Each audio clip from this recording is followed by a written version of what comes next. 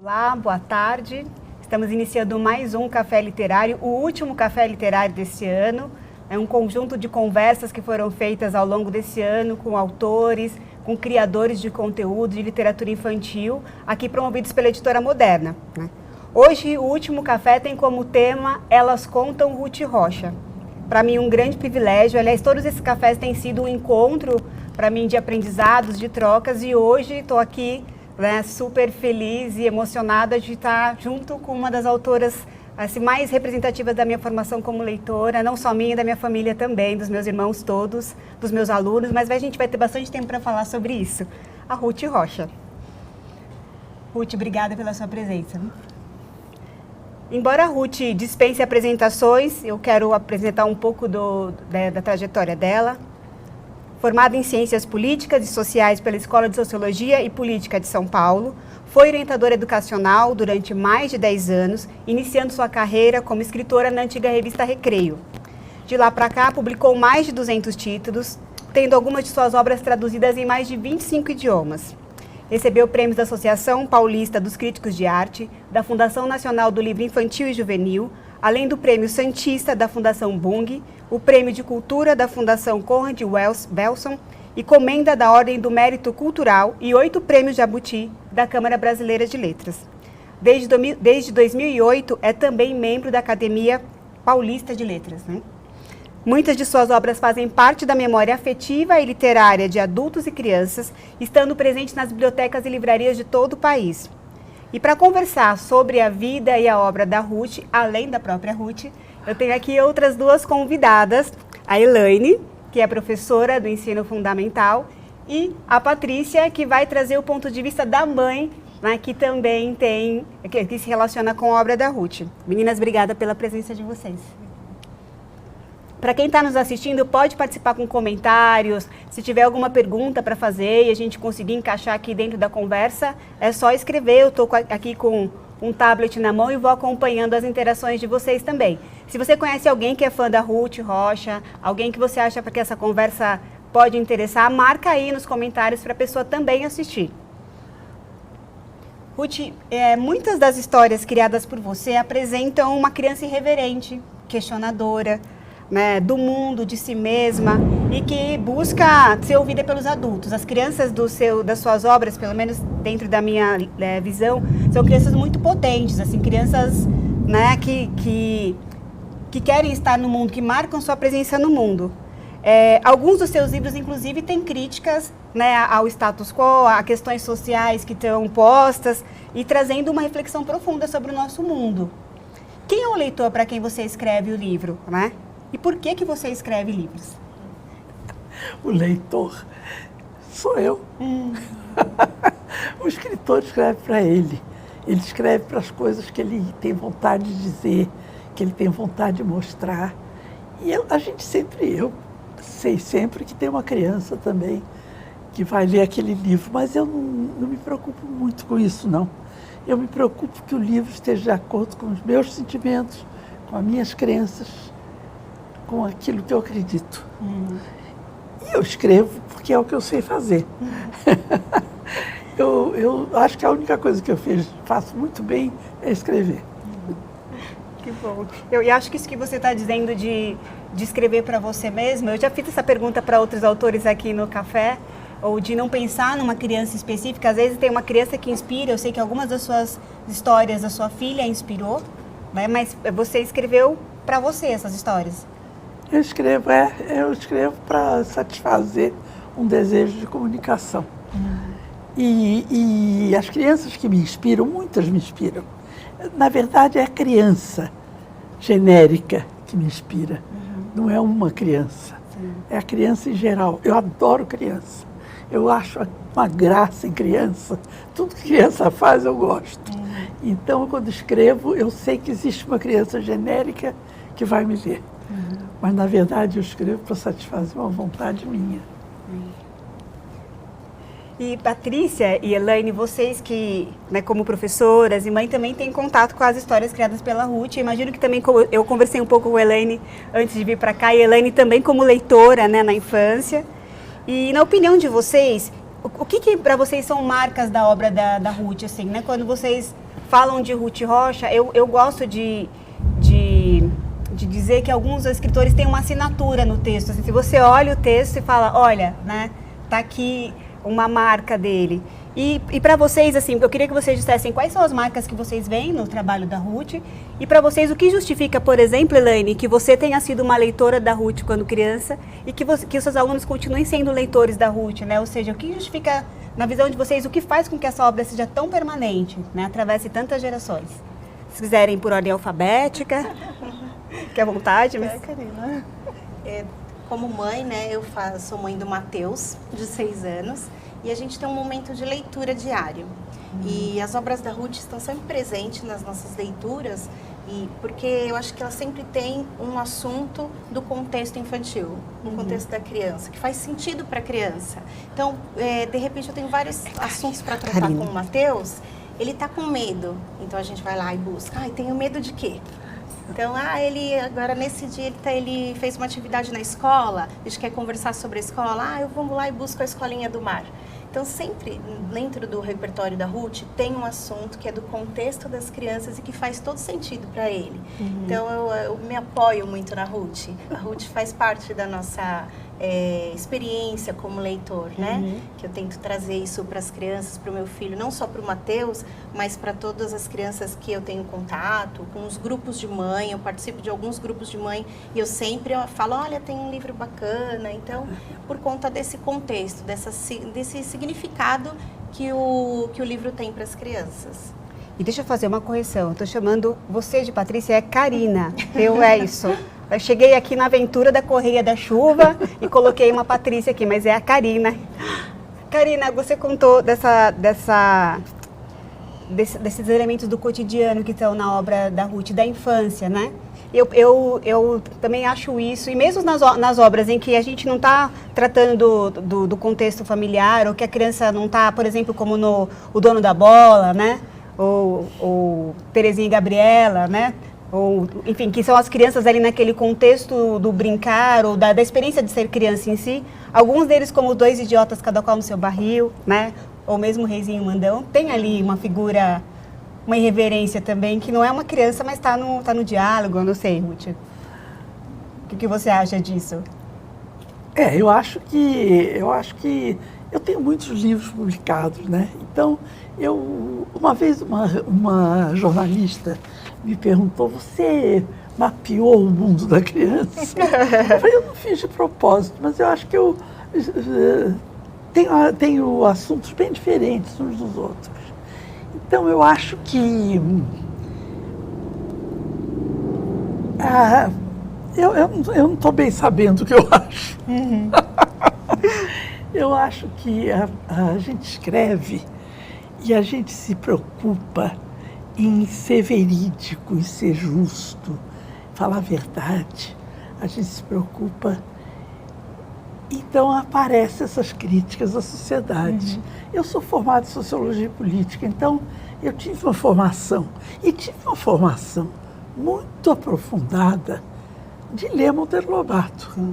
Monteiro Lobato era um autor, eu tenho uma opção de coisas que eu não sei se eu imito Lobato, eu não sei se eu sou parecida com Lobato, eu não sei se é natural a gente fazer assim, mas ele é feminista, eu sou feminista.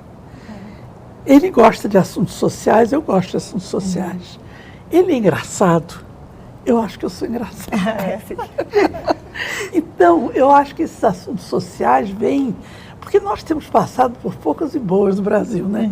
Então, a gente não criticar o status quo é quase difícil. Sim. Porque acontece cada coisa no Brasil que a gente quase não acredita.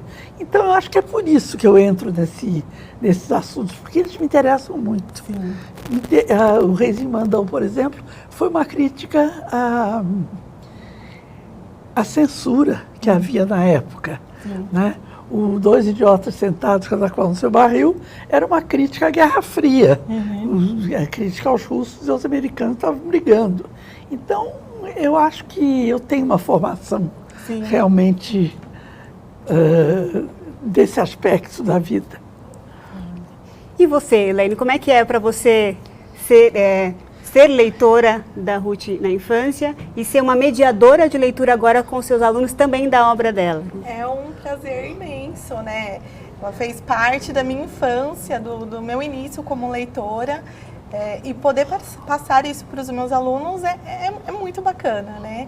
Então, eu trazer as minhas experiências como leitora para a sala de aula e são tão atuais todos os seus livros, né? Ele fala muito com a criança de hoje em dia. Então, não falou comigo só quanto criança, mas hoje em dia também. As imagens, as palavras rimadas. Então, esses dias nós estávamos lendo o livro As Palavras que Falam, né? O livro... As crianças... Ai, me fugiu agora. O livro da Gabriela, que ela... As coisas que a gente fala. As coisas que a gente fala. Tô nervosa, gente. As coisas que a gente fala. E ele fala das palavras, que a palavra tem poder, né? E o vento leva as palavras. E ele é tão atual para o cenário ao qual você acabou de dizer. E as crianças também se vê nesse momento, né? As primeiras mentiras, né? Os primeiros ensaios de dizer o sim, de dizer o não. E assim, é uma experiência bacana porque eles estão no processo de escrita, né, inicial. Trabalho com alunos do 2º ano. Então, eles começam a registrar os seus momentos de escrita, suas experiências como leitores. O que achou da obra, o que achou daquele texto, daquele personagem. Então, é muito interessante o trabalho com os seus livros agora como professora. E eu, trazendo também a minha experiência como mãe, né? Eu tenho 2 crianças pequenas e aí um dos primeiros livros que eu li foi Muitas Palavras. Foi um dos primeiros livros que eu li sozinha, né? E tem um outro livro seu que assim é meu presente clássico para quem começa a ler, que é O Menino que Aprendeu a Ver. Então, quando o meu filho começou a ler, né, com autonomia, começou a entender que essa combinação das letras, eu li esse livro com ele, né? Então, eu brincava assim, filho, você aprendeu a ver? Ele falava, mãe, mas eu já vi. Eu falei, não, mas agora você está vendo de um jeito diferente, né? Então, acabou virando uma brincadeira nossa. E poder dizer para ele que, assim, olha, esse livro foi escrito por uma pessoa que a mamãe também, um dos primeiros livros que eu li sozinha foi dela. Ele, nossa, né? Então, e quando eu acho que quando você fala do que fazia sentido, eu acho que tem a ver também, Ruth, com essa criança temporal, né? Porque quando você falou que não é uma criança em específico, mas talvez a infância, né? Talvez esse estado de questionamento, de espanto que a gente tem na infância, às vezes carrega na vida adulta, às vezes não, né? Mas quando carrega, tá presente, né? Essa irreverência, mas por que tem que ser desse jeito, né? Enfim, essas perguntas. Eu brinco muito, por exemplo, dos jogos que você faz com linguagem em alguns dos livros, por que essa palavra tem isso? Eu brinco disso com as crianças, né? Sim. E se cadeira não chama cadeira, né? E se for outra coisa? Então, esse olhar curioso é uma marca, para mim, muito forte do seu trabalho. Ruth, tem um monte de gente dizendo aqui no Face, assim, que adora a sua obra. Tem um pessoal de uma escola acompanhando aqui a transmissão, dizendo que somos leitores da Ruth Rocha, do pessoal do Centro Educacional Tia Gi. Enfim, tem gente dizendo, amo muito Ruth Rocha, manda meu abraço para essa mulher encantadora, tá aqui a Karina. Enfim, tem bastante manifestação dos seus fãs. E tem uma fã em particular que eu vou fazer um momento aqui, a minha mãe, né, que escreveu assim, que aos 50 anos ela entendeu a Odisseia por causa da sua adaptação. E ela sempre fala isso para todo mundo, porque ela achava que era um texto clássico, é um texto difícil de ler. E aí eu ganhei de uma grande amiga, Silvia Freitas, uma professora incrível com quem eu tive o privilégio de trabalhar. Ela me deu de presente essa edição, falou, não, você tem que ler esse e tal. E eu li, e minha mãe falou, não, eu quero ler, porque esse texto eu não consigo ler de jeito nenhum. Quem sabe assim eu entendo. Então ela colocou aqui, que é um outro trabalho que você faz de uma maneira brilhante. Eu adoro fazer adaptação. Eu fiz algumas. Eu fiz a Odisseia, fiz a Ilíada, eu fiz a Declaração Universal dos Direitos Humanos, que fez anos ontem, né? A declaração é um documento importantíssimo para a humanidade. Eu gostei muito de fazer, eu adoro fazer adaptações. Agora, Ruth, eu li o livro, aquele livro que foi lançado pela Moderna, o 4 Vidas Entre Linhas e Traços, Sim. que conta, né, tem um texto da Eva, conta um pouco da história da Eva. Cada um de vocês escreveu falando de si, né? A Eva, o Pedro, o Valcir Carrasco e a Ruth, que são os autores exclusivos aqui da Moderna, e o Ilan também, né? Mas o Ilan não está no livro, Não. porque ele virou autor daqui depois. Mas lendo lá, eu conheci um pouco mais da sua história. Eu já conheci um pouco de um outro livro que tem, que é um diálogo entre você e Ana Maria Machado. Que eu tenho uma edição da Capinha Rosa. E eu descobri que a sua vida foi marcada pela presença de figuras familiares, né? Seu pai, seu avô, e também, você fala da sua mãe também lá, mas e também de educadores. Você cita alguns professores, você diz até assim que alguns dos livros que você, dos primeiros livros que você leu foram pessoas, né? Que eles guardavam em si uma memória da cultura e da biblioteca, eu achei lindo, da cultura e do conhecimento. Segundo você, eles foram seus primeiros livros. E aí, depois de tantos anos dedicado à produção de livro para criança, de que maneira que você acredita que os educadores e as famílias podem, né, favorecer esse encontro das crianças com o mundo dos livros? Até pensando na sua história como leitora. Bom, na verdade, as crianças não sabem das histórias, nem têm livros sozinhas. A família tem que intermediar isso. Na verdade, a família é uma influência importantíssima, principalmente nos primeiros anos, que a criança é pequena, e a escola depois, porque nem todas as famílias têm condições de educar bem, não tem tanto tempo, às vezes, não tem, às vezes, o conhecimento necessário. Então, a escola tem que suprir isso. A escola tem essa obrigação. A gente é um país pobre, um país que é rico só em tamanho, porque é um país pobre, tem muita gente pobre no Brasil. Então, precisa que a escola... Inclusive, precisa que a escola seja boa, que a escola seja bem organizada, que a escola seja bem... faça seu trabalho com entusiasmo, que a escola seja séria. Eu não vejo no Brasil que a escola seja muito séria. Atualmente, a gente está um pouco espantada. Então, eu acho que é muito importante pensar na influência da escola e da família, não tem dúvida nenhuma. Vocês, meninas, dentro da experiência, né, tanto como professora e como mãe, como é que vocês veem que, no seu caso, que a escola pode contribuir para essa formação do leitor? A escola tem um papel bem importante no incentivo da leitura com os seus alunos. Eu, por exemplo, trabalho numa instituição que ela adota o projeto Meus Livros e Minhas Viagens. Como eu dou aula para o 2º ano, eu tenho 60 títulos. Né? Dentre esses 60 títulos, tem vários livros seus e as crianças têm uma experiência semanal com a leitura, isso é muito bacana. Então, semanalmente, eles escolhem um título para ler em casa e na semana seguinte a gente faz uma discussão desse livro, do que eles aprenderam, o que eles mais gostaram. Mas assim, você vê o crescimento desse aluno ao longo de um ano com você.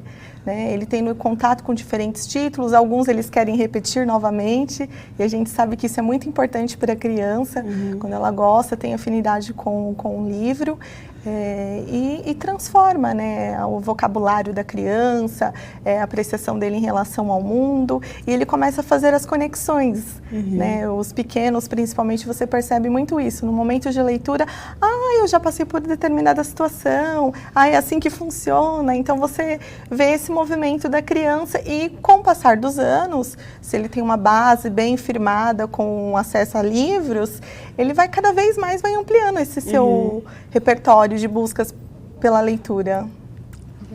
E você, Karina?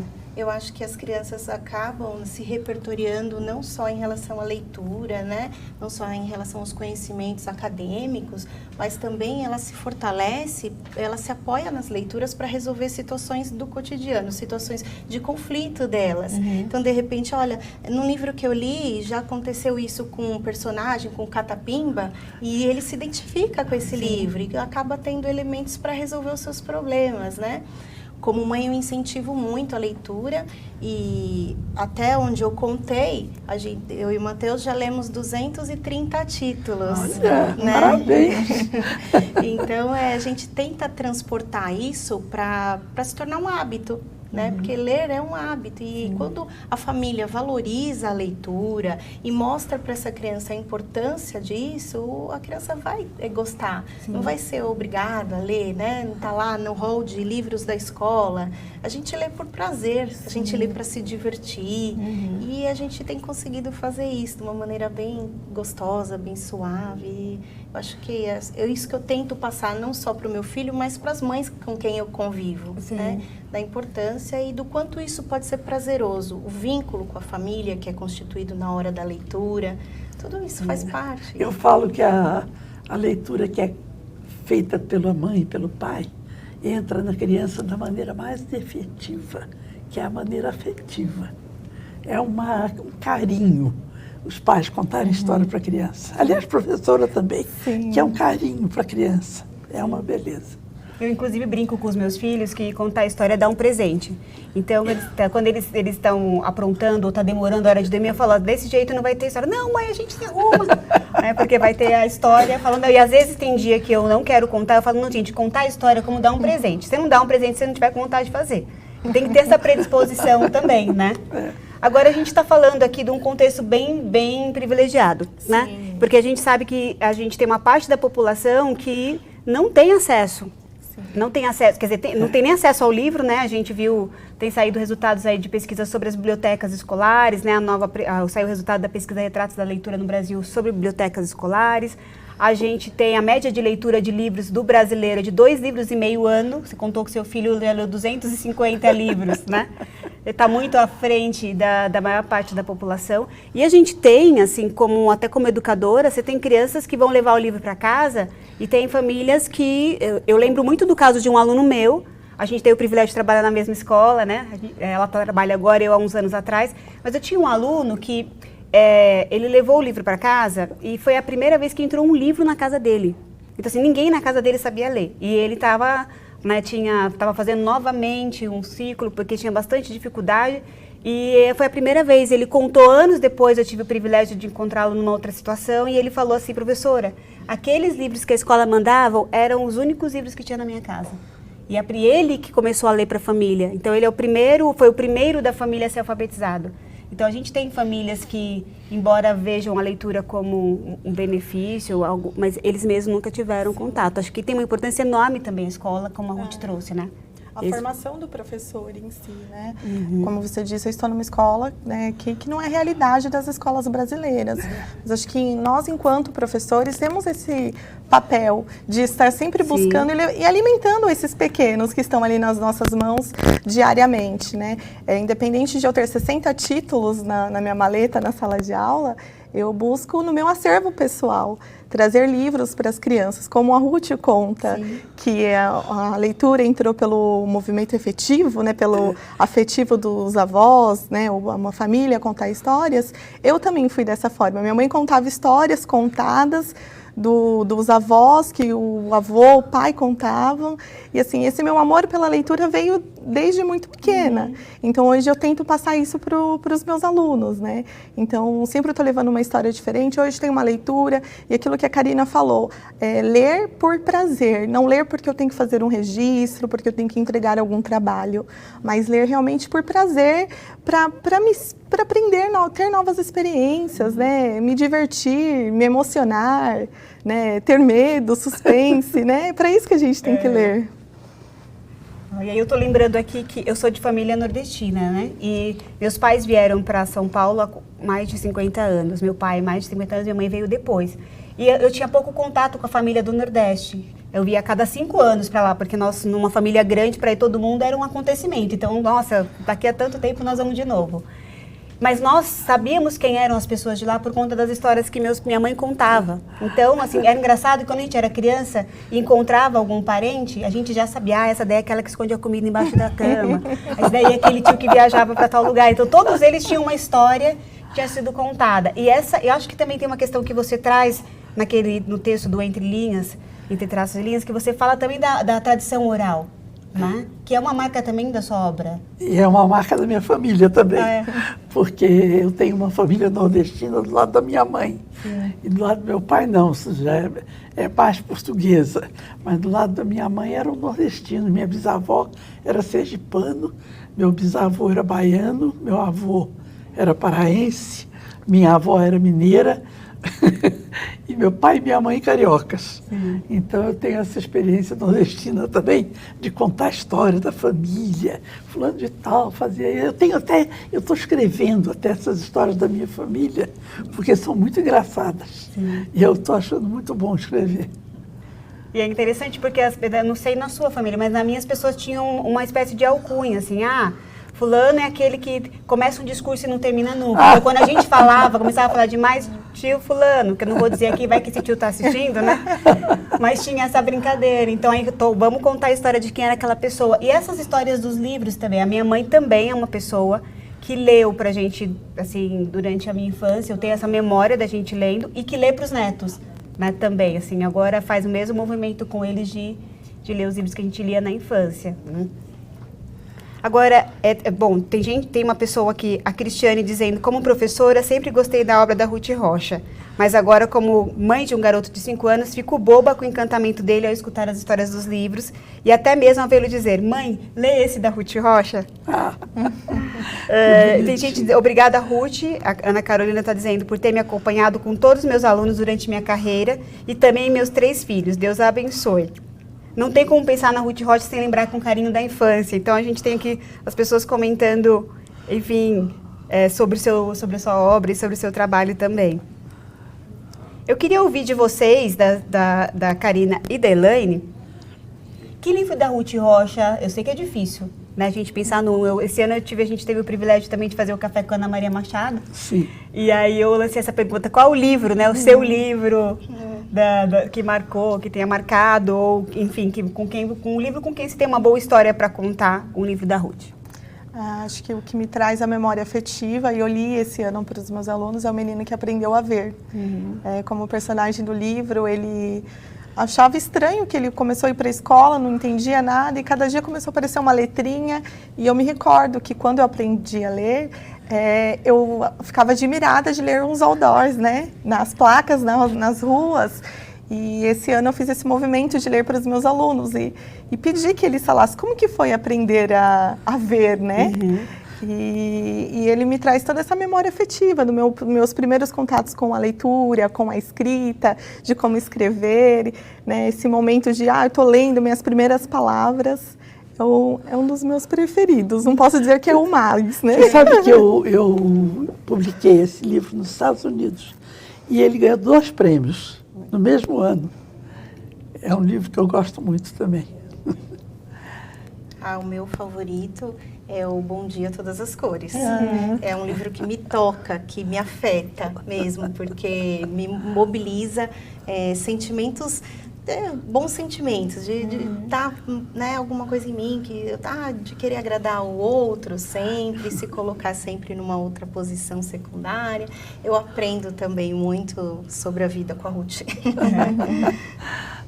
Não é só as crianças, né? Eu gosto muito desse livro também.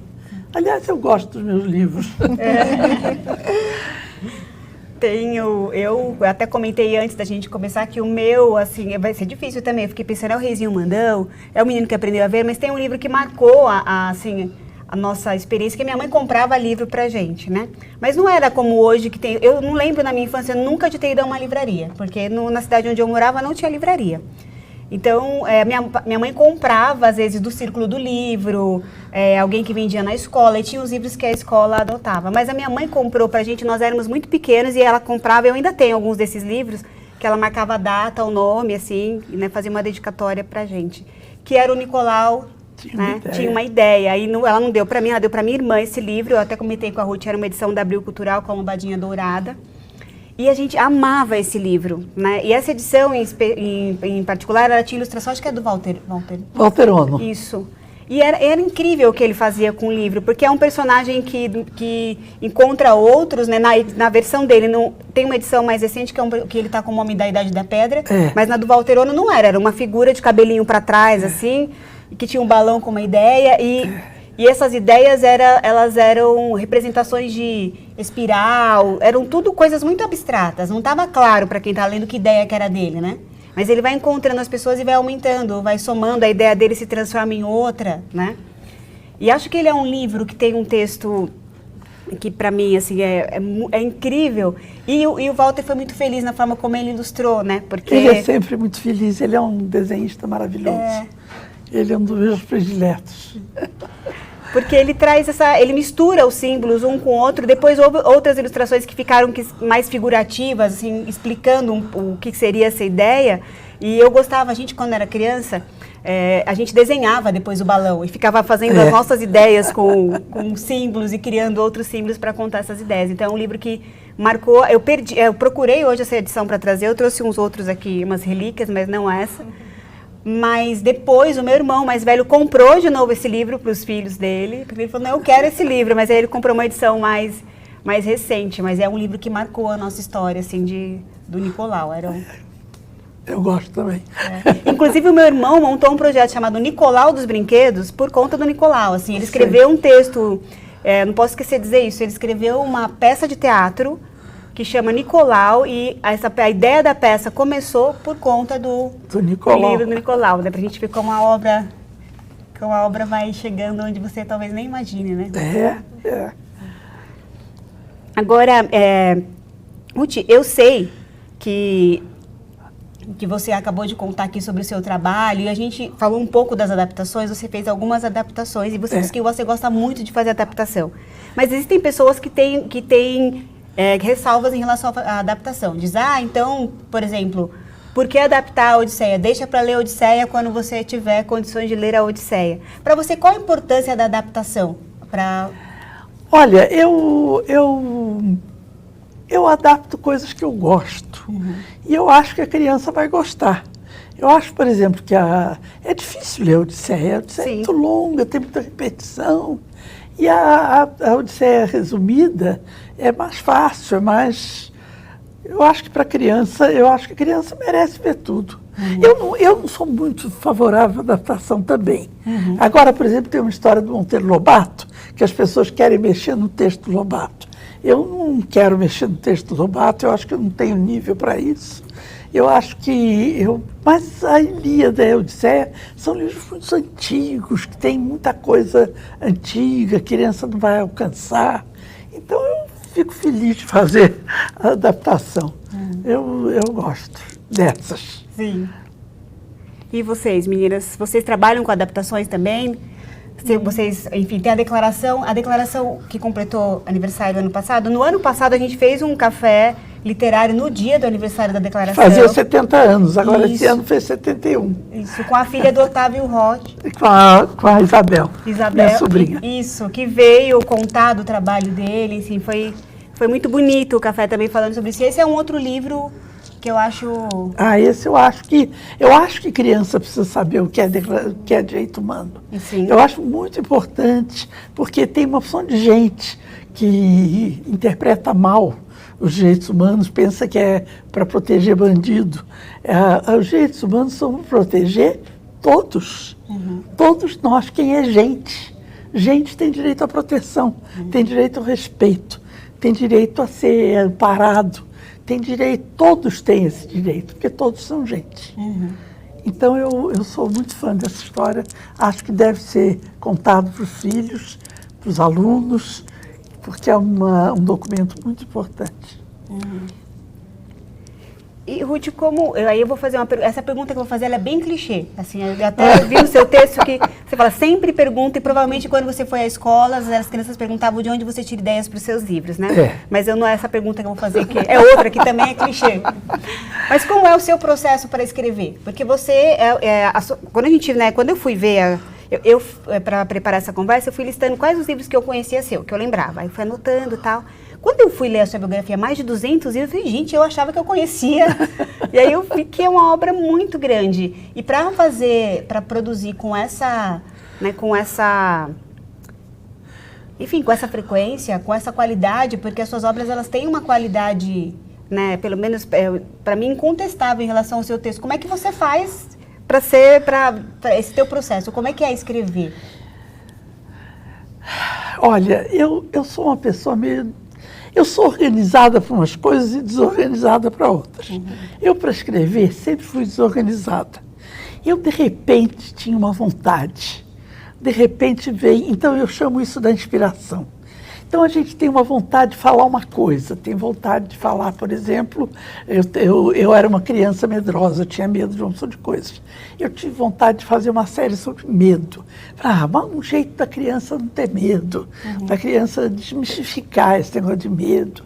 Então, eu fico pensando, aquilo fica na minha cabeça uma opção de tempo. Eu fico lembrando daquilo e juntando coisas, juntando fatos que eu ouvi, juntando coisas que eu li, vai juntando, até que eu tenho uma ideia do que é o começo da história, o meio da história e o fim da história. Quando eu tenho isso, esses 3 momentos, eu começo a escrever. Nem sempre eu vou para aquele caminho que eu pensei, mas eu preciso daquele caminho para poder desenvolver a história. Eu tenho que ter um fim, eu tenho que ter um alvo, um lugar para onde eu vou. Mas às vezes eu mudo no meio, mas de toda forma, para eu começar, eu preciso ter o caminho todo já resolvido. Que bacana ela comentar isso. Acho que eu conversei com a Denise. Os meus alunos, numa das experiências de leitura, eu pedi que eles escrevessem uma carta para o autor.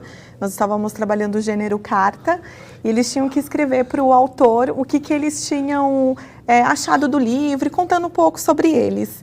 E uma das minhas alunas, nesse processo de escrita, escrevia para a Ruth falando que tinha gostado dos livros dela e queria saber como que era o processo de criação de um livro. Vou levar a resposta para ela agora para a escola. Bom, eu acho que é importante, né? E como a leitura mobiliza também essa vontade das crianças escreverem, né? Sim. Ontem eu estive na escola do meu filho, ele participou de uma noite de autógrafos. Ele escreveu um livrinho e aí foi o nosso momento, né? E ele comenta comigo, mãe, você sabe que meu amigo não sabia o que era uma noite de autógrafos? Então, assim, como a leitura aproxima também a vontade de escrever, né? Então, como é que torna a criança também mais protagonista, né? A autora consegue colocar suas ideias. Eu acho que tudo isso é muito importante para ele como sujeito, né? Desde criança. Então, eu vejo essa grande importância. Acho que é inevitável. Eu fiz essa pergunta e digo que é uma pergunta clichê, né? Porque eu lembro quando eu era professora, eu trabalhei na escola que tinha muitas turmas de cada série. Então, quando vinha um autor, né, a gente sempre designava um professor que ia acompanhar esse autor com a turma dele, mas também acompanhar, né, conversa com todos junto com a coordenação. E essa pergunta aparecia, e eu pensava, gente, ele vai responder pela 12ª vez como ele escreve o livro, ou de onde veio a sua ideia.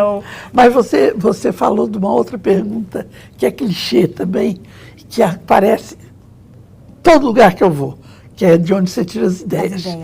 E isso aí, eu quis levantar isso porque eu tenho não é bem uma teoria, eu tenho uma certeza de que o autor, o escritor, só escreve porque ele lê. Quem não lê, não escreve. Não forma, pelo menos não forma um estilo, não tem um motivo, um impulso tão firme para escrever. Escrever precisa de leitura. Então, a gente pode dar para as crianças esse conselho, que é leia mais, leia melhor, leia mais ainda, porque a leitura só favorece. A leitura larga os horizontes, a leitura faz a gente conhecer as pessoas, a leitura tem todas as vantagens. Então, agora, eu tenho também uma outra coisa que eu preciso dizer. Lê quem sabe ler. Então, quem não lê, geralmente não sabe ler bem, não tem fluência, não tem facilidade. Então, a alfabetização é um momento importante. A alfabetização é um momento muito importante que as escolas têm que ter muito cuidado. Eu acho também que a gente vê uma professora alfabetizando 30 crianças, é uma coisa dificílima. Precisa ter classes menores ou ter uma ajudante, porque alfabetizar é ter uma atenção especial a cada um. Porque cada criança é uma criança. Cada criança tem um processo dela. Cada criança tem uma idade mental, uma idade motora, uma idade, então, um amadurecimento diferente. Então, a professora precisa ter uma atenção com a criança quando ela está alfabetizando. Eu acho isso uma das coisas mais importantes da educação. Sim. E acho que quando você traz, eu concordo, Ruth, essa coisa da leitura, né, eu costumo dizer assim, que se você pergunta para as pessoas, quem gosta de cozinhar? Geralmente vai levantar a mão quem cozinha bem, né? Você gosta de dançar? Levanta a mão quem sabe dançar. Quem não sabe, fala assim, não, eu não gosto de dançar. E com ler é assim também, né? Se você lê bem, você gosta de ler, aquilo é uma coisa que você desenvolve essa habilidade e aquilo te dá um prazer, né? Uma competência, né? Dá um prazer enorme. Até hoje eu tenho a vista meio fraca e eu leio pouco, mas eu leio diariamente. E eu tenho uma irmã que vem para minha casa, ou eu vou para a casa dela para ela ler.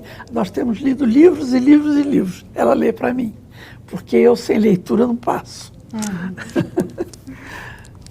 Agora, Ruth, a gente, tem várias manifestações de carinho aqui, continuam. Eu acho que depois, se você tiver a oportunidade de ver, enfim, tem muitas pessoas falando de livros que inspiraram, que adoram ver você felizes porque você está aqui. Eu, particularmente, tenho que dizer que eu estou muito feliz de estar aqui. Mas eu sei que você tem um projeto novo no forno aí, que Tenho. Né? São 50 anos de carreira, mas você tem ainda projetos ainda muito, muito legais acontecendo. Eu tenho um projeto legal que está acabando de ser editado, que é o Almanaque do Marcelo e da turma da nossa rua. Esse almanaque é todo sobre os personagens que são amigos do Marcelo, que tem as histórias, tem várias histórias da turma da nossa rua, e ele está no forno, está saindo do forno já. Ele deve ser lançado ano que vem. E essa é uma coisa que a gente não falou aqui, mas dos seus almanaques. Os almanaques da Ruth Rocha também são uma loucura, né? Assim, para mim, eu lembro que quando eu era criança, não, mas quando eu me tornei professora, eles eram livros que, assim, eu vejo o almanaque como uma espécie de portal, sabe? Sim. Porque ele te dá uma portinha, assim, uma chave, e você fala, se você quiser saber mais aqui, né? Eu só estou te dando um tira-gosto. Se você quiser o cardápio completo. Eu adoro fazer almanaque. Eu acho muito divertido. Eu comecei minha carreira fazendo atividades na revista Recreio. Então eu passei 2 anos fazendo aquelas atividades todas e tomei gosto. Gosto muito de fazer. E eu guardo, sabe, muita coisa. Eu vejo no jornal, eu vejo numa revista, eu vejo uma coisa e vou guardando. E eu gosto muito de fazer. Esse almanaque está engraçado, está bem divertido. E ele vai ser com histórias dos personagens? Algumas histórias, mas ele tem poesia sobre os personagens, ele tem assuntos, porque cada personagem fica no mês do ano. São 12 meses, o almanaque tem 12 capítulos. E cada capítulo é um personagem. O primeiro capítulo é o Marcelo. Então eu faço só brincadeiras sobre palavras. Eu boto palavras portuguesas, eu faço um dicionário louco, que é brincando com as palavras, e faço um som de brincadeiras com palavras. Depois tem um que é o amizade. Então aquele que é o Caloca. O Caloca é amigo de todo mundo, e o Caloca, aí eu conto um pouquinho da história do Caloca, e aí faço uma página inteira sobre amigos famosos, né? O Gordo e o Magro, o Huckleberry Finn e o... Qual é o nome dele? Do Mark Twain. Eu não lembro o nome do outro. É o amigo do Huckleberry Finn. E faço um som de histórias assim de amigos. E depois tem outra que é a menina, que é a Gabriela, então é tudo sobre mulher, sobre moça, piadas de mulher, versos sobre mulher, tudo sobre mulher. E assim são 12 assuntos. E dentro de cada assunto tem piada, tem o que é, tem uma historinha às vezes tem uns versos, cada capítulo é um assunto diferente. Que bacana. Aliás, eu não posso deixar de falar do Marcelo, né, das brincadeiras com as palavras, que eu acho, né, que acho que quem trabalha com criança, quem tem filho pequeno, isso é tão... É uma descoberta tão incrível pensar ou questionar por que as coisas chamam tem esses nomes, né? Que é uma pergunta que ele faz. Ele é um filósofo, né? Aliás, ele é o livro... às vezes me perguntam também se as crianças não mudaram. Então, você escreve há 50 anos e as crianças não mudaram? Eu não sei. Eu sei que o Marcelo tem 50 anos. E é o livro que meu livro que mais vende. Sim. Então, eu acho que as crianças não mudaram tanto. O ambiente mudou, tem fatos novos, tem os instrumentos de comunicação novos, fantásticos, mas a criança é a criança. Está se desenvolvendo, é curiosa, tem os seus medos, tem seus anseios, tem uma opção de características que são das crianças. Então, continuo gostando do Marcelo. Eu tenho o meu filho não chama Marcelo, mas eu tenho o Marcelo em casa. Ele sempre quer saber o porquê daquela palavra. Ou então ele fala, mãe, a manga pode ser a manga da blusa, pode ser também a manga fruta. Vamos pensar em outras palavras. O laranja, a cor é a fruta. Aí vira e mexe, ele fala, mãe, lembrei uma outra palavra, então. Né? Ou por que cadeira chama cadeira? É um assunto ótimo, eu podia botar no almanaque. É isso, não é? Você diz pra ele, viu? Porque eu mandei dizer que eu podia pôr no meu almanaque. Quando estiver pronto, eu vou dizer isso. Olha, ela disse que essa ideia das brincadeiras com as palavras, porque é uma brincadeira, e vem, assim, muitas das brincadeiras que eu faço com eles, com palavras, tem a ver com o Marcelo. Eu sempre lembro do Marcelo. Né? Porque que essa palavra tem a ver com tal coisa, porque tem esse nome e não outro, enfim, a brincadeira é sempre essa. Queria ouvir vocês um pouco, de vocês duas aí, como leitoras, como mediadoras, como quem dá continuidade à obra da Ruth, né? Porque a Ruth escreve os livros, mas esses livros só fazem sentido no encontro com o leitor. E vocês são pessoas que propiciam esse encontro com o leitor, né? Então, que se vocês pudessem dar dicas, você do ponto de vista de quem é professora, e você do ponto de vista de quem é mãe, né? Para quem é adulto, como que eles poderiam ajudar esse encontro das crianças? A gente pode falar com a obra da Ruth Rocha, mas com qualquer bom livro de literatura. Então, eu acho que a gente tem que escolher livros de interesse das crianças, né, inicialmente, para motivá-los, para trazer essa importância e para tomar gosto pela leitura. Eu acho que a gente pode começar por aí. Né? O movimento da leitura com os filhos, ele também aproxima as crianças da gente, a gente consegue entender como é que a criança está pensando. Então, a leitura, ela acaba se aproximando a família em dias hoje tão difíceis, né? Que às vezes a gente deixa os filhos no colégio o dia todo para poder exercer as funções do trabalho. Então, eu acho que é um movimento de aproximação da família. Então, a dica que eu deixo é que usem esse momento para se aproximar, para trazer o gosto, para se divertir, para ser um momento bacana em casa, um momento feliz. É isso que eu trago. E tem uma coisa que eu gostaria de dizer, que as crianças têm uma tendência a gostar de uma história durante um montão de tempo. Ela quer que repita aquela história, repita de novo aquela história, porque essa repetição ajuda a resolver problemas que ela tem. Ela nem sabe disso, mas ela tem algum problema de medo, algum problema de se sentir rejeitada, algum probleminha. E aí uma história pode servir de cura mesmo para esse problema que ela tem. Então, quando as crianças começarem a pedir a mesma história, conte a mesma história. É ótimo para elas. E às vezes a gente nem tem isso na consciência, né, Ruth? Mesmo inconscientemente, a gente ajuda ela a resolver os conflitos, né? Exatamente. Acho que a dica que eu dou como professora em relação à leitura é ofertar a leitura, como que a Karina mesmo disse, e pelo viés do prazer. A criança ler para se emocionar, para rir, para entender um fato novo, ela vai por esse viés. E a escola tem esse papel fundamental, né, de apresentar o mundo da leitura, os diversos autores. A obra da Ruth Rocha é uma obra muito rica, né, com diferentes tipos de textos, que dá para repertoriar essa criança e fazer que ele tome gosto pela leitura, né? Tem esse prazer de ler. E eu acho muito importante, como a mãe tem um papel de ler para o filho, o professor ele tem um papel muito importante de ler para o seu aluno. Às vezes a gente tem o hábito de ler somente para os pequenos, quando está maiores, eles têm que ler sozinhos. E não, a leitura ela tem que ser lida até para os maiores, como se fosse um rito de passagem, é um momento de prazer, é um momento de afeto, né? Quando a gente está ouvindo uma história, alguém está contando, é um momento de carinho, e as crianças precisam sentir esse carinho. Então a dica que eu dou é que não tem idade para ler livros. A Ruth trouxe agora há pouco que ainda pede que leem para ela, né, às vezes. Então a leitura tem esse poder. Sim.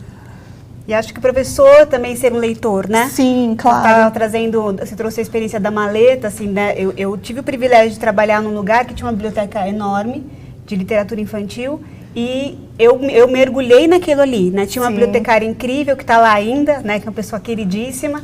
E ela percebeu isso, então eu dizia para ela, eu quero tudo que você tiver da Ruth Rocha. Ela me fazia uma pilha e eu lia. Sim. Mas agora eu quero Ricardo Azevedo, agora eu quero Silvio Toff, agora eu quero Eva Funari. Eu fui indo por aquelas estantes e às vezes ela falava, você gostou da Eva? Peraí que eu vou te mostrar essa daqui. Ou então tem esse autor. Então, o papel que a Josiane fez na minha formação leitora, e ela sabe disso, a Lourdes também, que são bibliotecárias que fizeram parte da minha história, que você só consegue também perceber o que seu filho gosta, ou oferecer para o seu aluno que você... Se você conhecer, né? Sim, claro. Né? O professor precisa ser um leitor.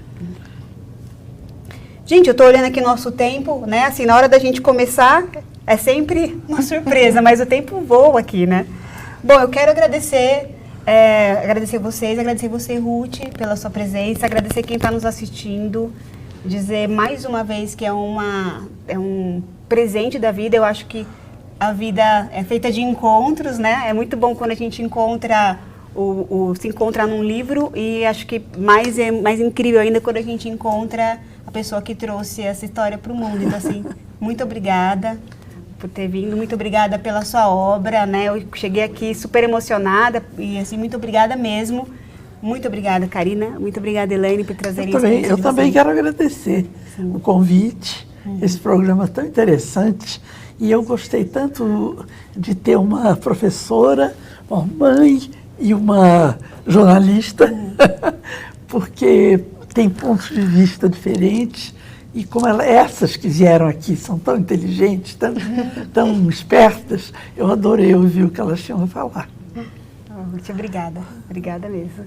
Então, obrigada a todos vocês, agradeço. Marquem aí as pessoas que vocês acham. A conversa fica gravada no Facebook, depois também vai para o canal do YouTube. Tem vários outros cafés literários que estão aqui na fanpage da Editora Moderna. Assistam, compartilhem, são sempre conteúdos muito ricos e sempre conversas tão incríveis como essa. Obrigada mais uma vez e um bom fim de ano, porque esse é o último café literário do ano. Obrigada.